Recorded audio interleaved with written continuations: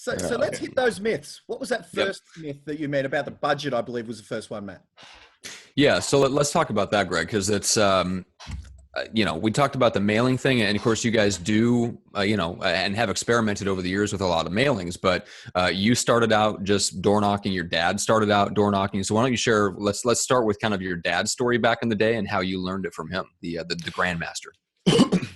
Sure. Okay. So my dad started in real estate in Boulder, Colorado. He met my mom at the university there. They got married. He had to borrow $50 from his father-in-law to go on the honeymoon. Awkward. So he had no money. Let's put it that way. So what he did every single day is he got dressed in what we now call it the clown suit, because it didn't quite fit him right. And it was kind of an awkward looking suit, but in the snow every day he would go out and he would go door knocking. He have his galoshes on. He does his overcoat on, but rain or shine or snow, he was out there. And he didn't do it because he loved it. He did it because he had a heart for the people that were in the neighborhoods. And he told himself every single day when he was walking through the doors, he said, like, everybody likes me. They just don't know me yet. And the other thing is that I'm out here to cure polio. His brother had polio, and they couldn't cure it back then.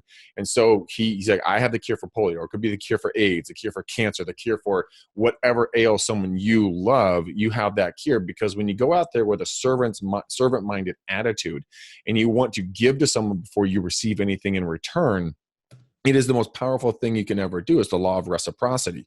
Once you give, people will automatically give back to you. And he has been, wildly successful in real estate in 3 different states: Colorado, Wisconsin, and then here in California. He's always been a thought leader, but he started out grassroots, hitting the calls, hitting the doors, doing the networking. He had the biggest IBM account, in Relo in Colorado for years. Chevron here for just being out and about and meeting people and doing things other people aren't willing to do. Because in this day and age, people are afraid that if I go out and meet another person, I have to even meet another human. That's a horrible, icky thing to do. When in reality, it's the most personal thing you can do, and you can build the most rapport with another human being, because our face, our eyes, and our brain are the best facial recognition machines on the planet, and we can identify who and what are going to be, if they're lying to us or the truth. Yeah, he's trying to come up.